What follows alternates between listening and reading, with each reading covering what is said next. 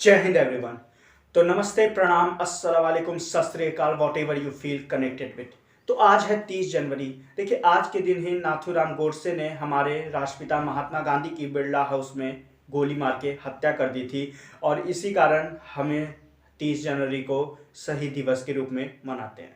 तो आइए हम समझते हैं महात्मा गांधी के बारे में और नाथूराम गोडसे के भी बारे में कि उनके अंदर इतनी देशभक्ति कहाँ से अचानक जाग गई जिसके कारण उन्होंने हमारे राष्ट्रपिता महात्मा गांधी की गोली मार के हत्या कर दी।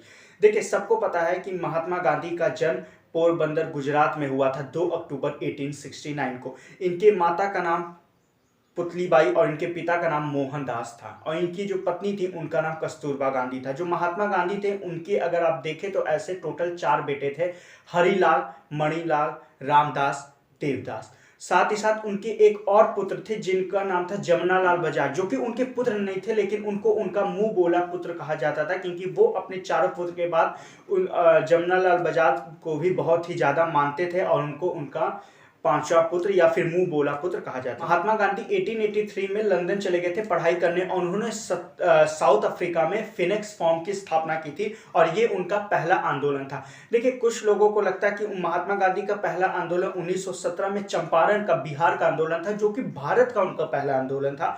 अगर आप बात करेंगे महात्मा गांधी के लाइफ का, उनका पहला आंदोलन जो कि उनका साउथ अफ्रीका में था जब उन्होंने फिनिक्स फॉर्म की स्थापना की और यहीं पे महात्मा गांधी को गोपाल कृष्ण गोखले मिले।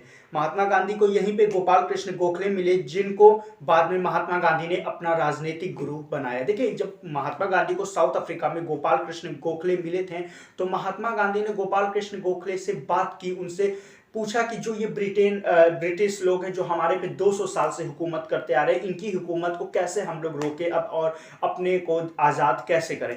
तो गोपाल कृष्ण गोखले ने महात्मा गांधी को 2 किताबें दी। कहा अगर आप इस 2 किताबों को पढ़ते हैं तो आपको आपके सारे प्रश्नों का उत्तर ये 2 किताबों में मिल जाए। तो गोपाल कृष्ण गोखले ने महात्मा गांधी को 2 किताबें दी। पहली किताबी का नाम था रस्किन, दूसरे किताब का नाम था टॉल्स्टॉय। तो रस्किन किताब से महात्मा गांधी ने भूख हड़ताल के बारे में सीखा और टॉल्स्टॉय के किताबों से महात्मा गांधी ने अहिंसक आंदोलन के बारे में सीखा कि अगर हमें अपनी कोई भी जरूरतें को पूरा करना हो। देखिए, जरूरतें इन नॉट मीन्स की जो आपकी प्राइवेट या इंडिविजुअल या व्यक्तिगत जरूरतें मतलब ऐसी जरूरतें जो कि पब्लिक इंटरेस्ट पे हो, जो कि लोक हित में हो, तब जो है आप क्या कर सकते हैं, अहिंसक आंदोलन कर सकते हैं। बिना किसी हिंसा के अहिंसक रूप से आप क्या कर सकते हैं, आंदोलन कर सकते हैं। अब ये सबको पता है कि महात्मा गांधी ने अहिंसा और सत्य की राह पर चल के हमारे देश को आजाद कराया।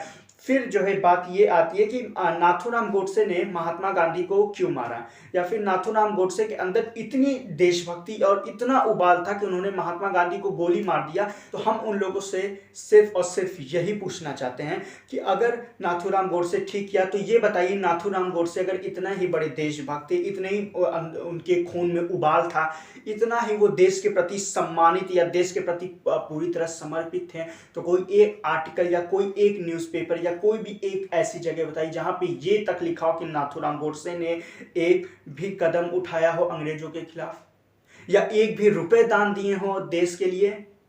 फिर कहाँ की जो है देशभक्ति, कहाँ का देश प्रेम हो गया। महात्मा गांधी जिनको गोली मारी नाथूराम गोडसे ने, उसके बाद भी महात्मा गांधी मरते मरते बोले कि बच्चे को छोड़ दो, बच्चा बहक गया है। और वो नाथूराम गोडसे की हम लोग तारीफ करते हैं, वो नाथूराम गोडसे की हम लोग वाहवाही करते हैं। महात्मा गांधी ने कहा था कि तुम महात्मा गांधी को मार सकते हो लेकिन गांधीवाद को नहीं मार सकते। गांधीवाद भारतीयों के दिल में, उनके दिमाग में हमेशा जीवित रहेगी। तुम महात्मा गांधी को मार सकते हो लेकिन उनके गांधीवाद को नहीं मार सकते।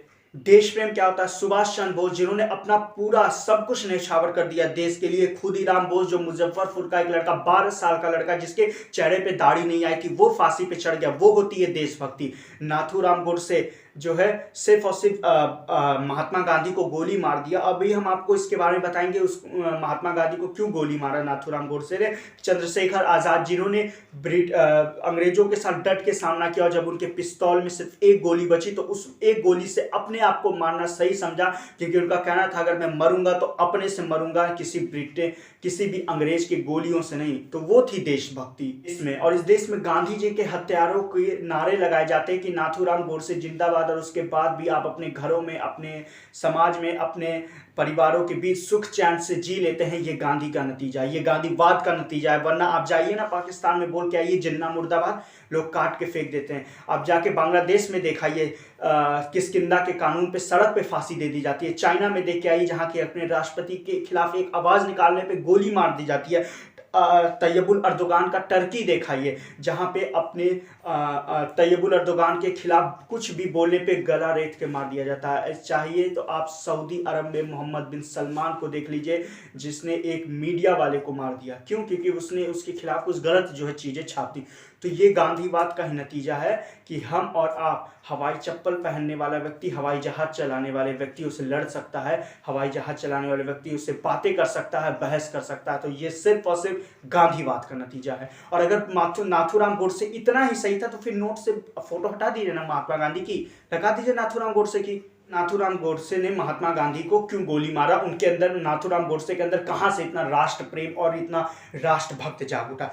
देखिए 14 अगस्त 1947 को क्या हुआ था, हमारे देश का विभाजन हो गया था और पाकिस्तान एक अलग जगह दे दी गई थी। तो पाकिस्तान वालों का ये मांग था कि 1947 में जो जनवरी से लेकर अगस्त तक का जितना भी टैक्स है जो कि पाकिस्तान के साइड के भूमि से लिया गया है, वो सब पाकिस्तान को दे दिया जाए, ताकि पाकिस्तान भी उसमें क्या करे, अपनी इकोनॉमी ठीक कर ले, क्योंकि वो नया नया जो है बना था। तो महात्मा गांधी ने कहा कि अगर इसमें बहस करेंगे तो ये मामला बढ़ जाएगा, इतना बड़ा देश चला गया, इतनी बड़ी जमीन चली गई, तो अगर हम थोड़ा सा टैक्स का पैसा दे देते हैं तो इसमें क्या गलत है? और तो इसी पे नाथूराम गोडसे ने क्या किया, गोली मार दिया।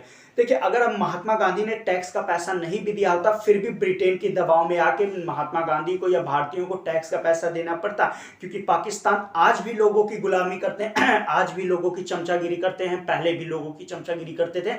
और ब्रिटेन पूरी तरह जो है झुका हुआ था पाकिस्तान के फेवर में, क्योंकि अगर ब्रिटेन पाकिस्तान के फेवर में नहीं झुका रहता तो जब 1947 में 14 अगस्त को जब भारत का विभाजन हुआ तो इस साइड पाकिस्तान को इस साइड भी दिया, और जो राइट साइड आप देखते होंगे भारत के, जो बांग्लादेश है वो भी पाकिस्तान था। पहले उसको पूर्वी पाकिस्तान कहा जाता था। तो क्यों ब्रिटेन ने, अगर ब्रिटेन पाकिस्तान के साथ नहीं रहता तो पाकिस्तान को आराम से उधर की जमीन दे देता, लेकिन नहीं, ब्रिटेन चाहता था कि हम जब इन लोग को आजाद करके जाएं तो ये इस लोग फिर आपस में लड़ाई करें, आपस में मार करें, इसलिए जो है आधा पाकिस्तान इस साइड दे दिया गया था, आधा पाकिस्तान इस साइड दे दिया गया था, जो अब बांग्लादेश बन गया।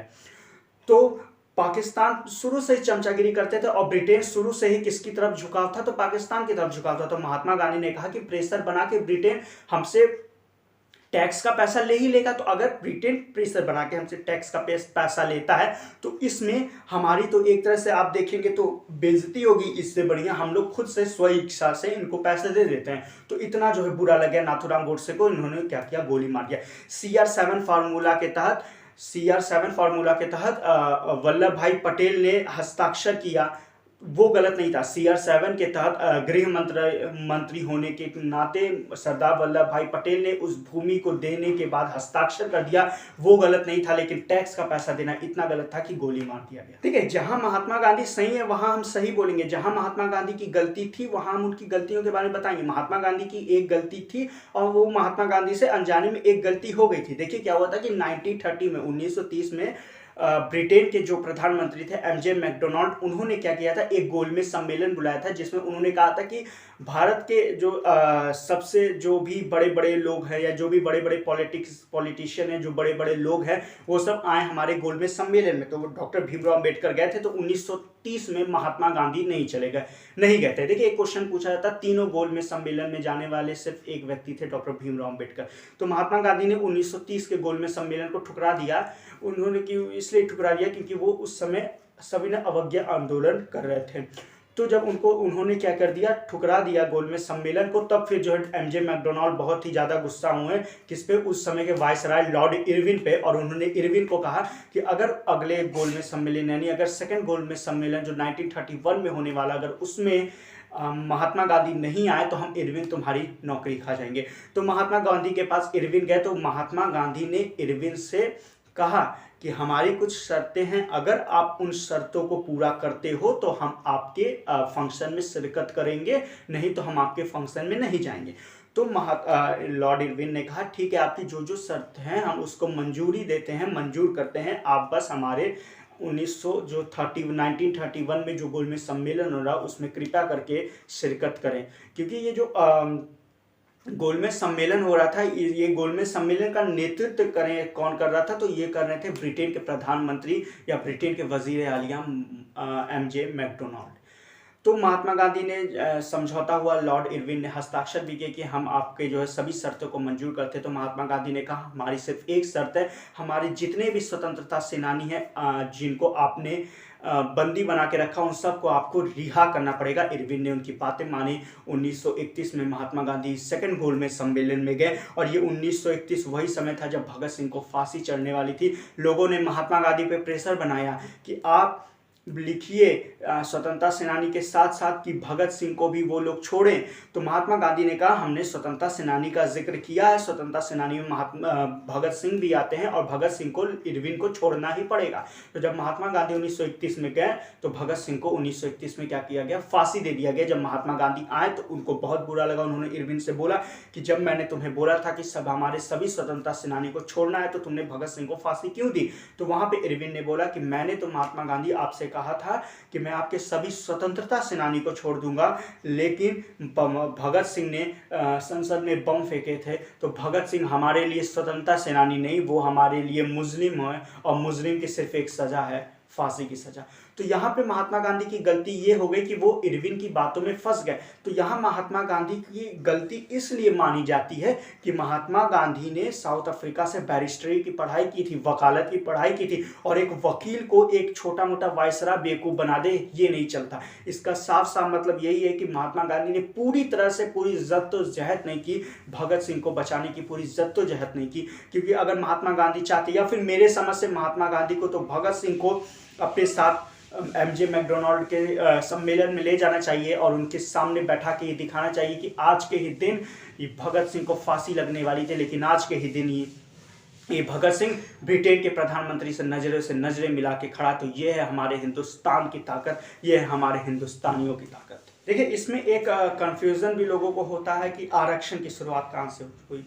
ठीक है, तो देखिए हम आरक्षण के बारे में बताते हैं कि जब 1931 में महात्मा गांधी और डॉक्टर भीमराव अंबेडकर गोलमेज सम्मेलन में गए थे, तो वहाँ पे गोलमेज सम्मेलन में जाने के बाद एमजे मैकडोनाल्ड ने कहा जैसे हम मुस्लिमों के लिए एक अलग एरिया दिए हैं कि मुस्लिम वहाँ से चुनाव लड़ सकते हैं, उसी तरह हम दलितों को भी एक एरिया देंगे जहाँ से दलित आप चुनाव लड़ोगे।